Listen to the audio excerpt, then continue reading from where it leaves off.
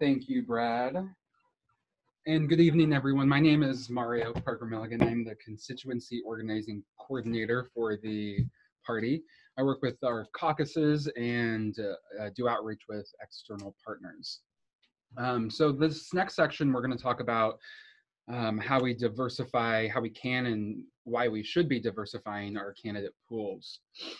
But let's first ask the question, who holds power in America, specifically political power? And this is a snapshot of the graph on the left is the US Census numbers, breaks down white men at 30%, white women at 31, women of color at 20%, and men of color at 19%.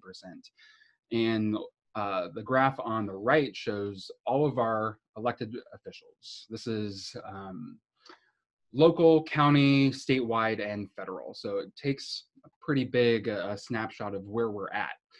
And we've actually made some progress over the past couple of years, but we have some ways to go.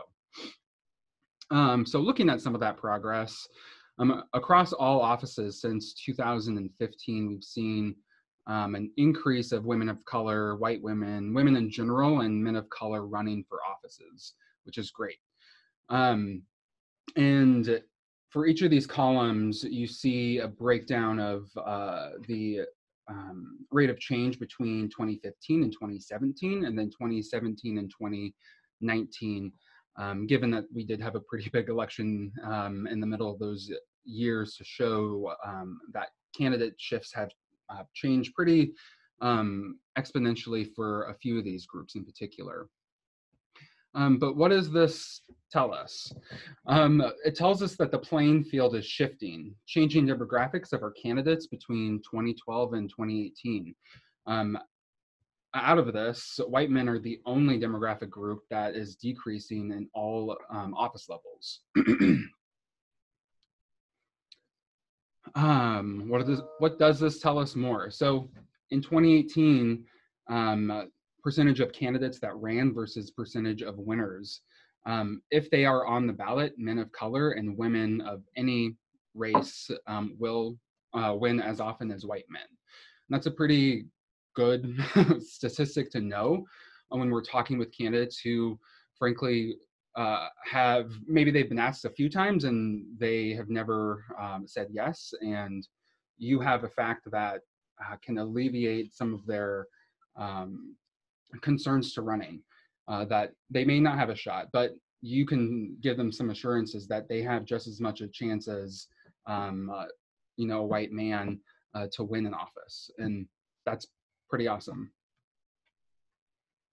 Looking at the partisan divide, this breaks down candidates between or candidates in the 2018 election for Democrats and then Republicans. And you can see demographically, Democratic candidates have been much more in line with, closer in line with our actual demographics as a country, as opposed to the Republican Party. So there's some silver lining. We are doing much better. Still some work to do, but I think we'll talk about Oregon here in a second. Okay, so this last slide is candidates, and this next slide is actual people who were elected. We are running and winning as Democrats in much better numbers than when it comes to demographics than our counterparts. Something to pat ourselves on the back, yes, but again, we still have some improvement to make. We talked a little bit about uncontested races a little bit earlier, and I thought this was a super compelling argument. So in 2018, over half of all contests had only one candidate. Of these unopposed offices, candidates were overwhelmingly white and male. And these uncontested races have primarily been at the county level, with county races making up 68% of the uncontested races in 2018. And 26% of those uncontested were at the state legislative level. So again, more opportunity to encourage folks to put their name in the hat to run for a seat that there is no one running for. So just last year, Oregon was number 19. And before I go forward, the National Power Index is a power score which indicates how much representation white men have compared to other populations. So in 2018, 2019, Oregon was at number 19 out of 50 states with a NRI power score of 3.5, meaning white men had 3.5 more percent more political power than everyone else who doesn't identify as a white man. But we, through the past election cycle, have been able to bump ourselves up to number 6 out of 50 states, mainly in the category of white women moving from 26% of elected officials to 34%, and white men moving from 67, 68% down to 61%.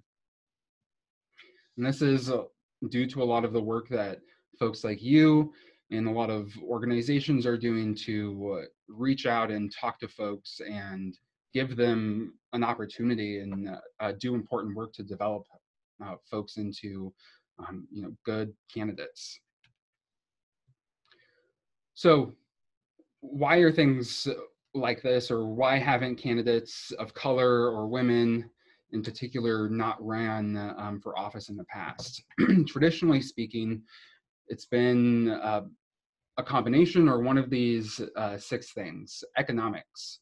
There is a big wage gap for people of color and families, and community responsibilities that that these groups feel may hold them back. Some of these may be perceived barriers than real barriers, but they are barriers that can stop someone from saying yes when you ask them to not register to vote, but to run for office. Fundraising, we often, people of color and women often enter public service with little or no financial networks. So when we're talking about fundraising, being able to explain to someone who you're a prospective candidate that you will help build that financial network, build that donor base, and have those systems to help them reach out to prospective donors. Lived lives. For too long, these prospective non-traditional candidates have been told that our experiences don't belong in these spaces. And I think our party has done a great job of moving beyond a lot of those cultural ingrained practices within our campaigns and within our communities. But there are still, again, those perceptions that these systems were not built for these non-traditional candidates. So having some empathy in that regard will help recruit candidates to actually run. Self-selection, we often are the first people to tell ourselves that we're not good enough to run, that we don't have the right experience, that we don't have the right resume, or we just haven't seen people who look like us run and win. Networks, institutional racism and implicit biases are also those factors that help or hurt someone's ability to say yes to running and being successful when they do actually run. And last, exclusionary pipelines. Oftentimes, I talked about this a little bit earlier, but these systems and running for office, historically, you can look back and say that people of color and women were not included in running for office or voting, and, and that has a very deeply ingrained barrier for these communities in particular to see themselves and feel like they will be supported in running for office in the first place. So taking these things into account when you were thinking and brainstorming and looking at your own landscape will help prepare you to have those conversations with prospective candidates, or when you're preparing someone else who is the better messenger to have those conversations. So now we move into how we actually do this work.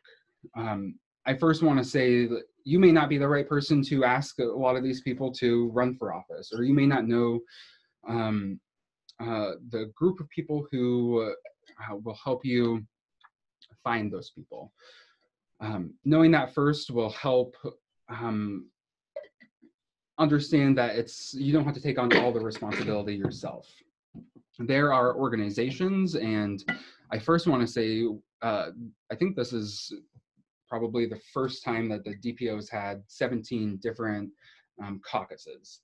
And they're all fully functional and have officers and activists from all over the state who are very connected to communities and to issues. And those are folks who you should engage when you're thinking about looking for particular candidates, or have a need to maybe hold a workshop or a training to give more people the opportunity to consider running for office.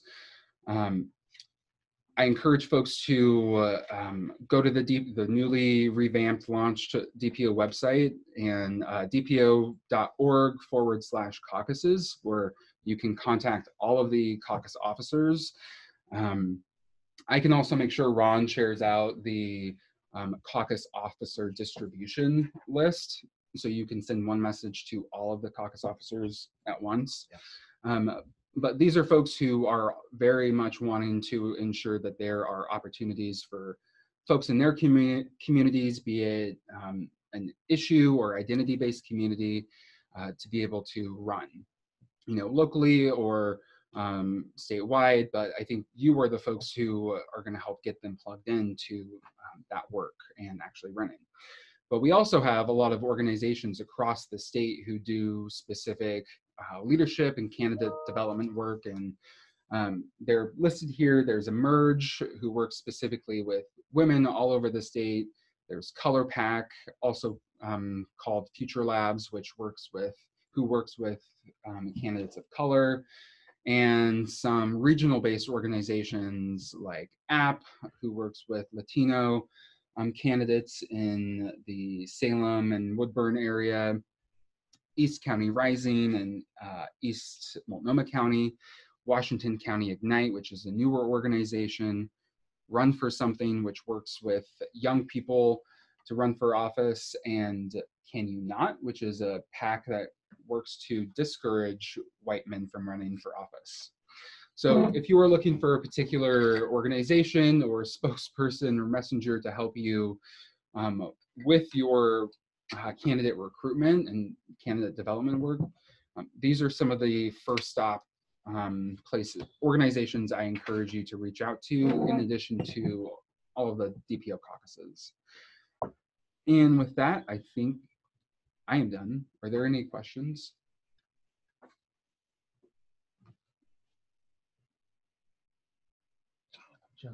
Sorry. No questions. Okay, no questions. Thank you, everyone. Have a good night.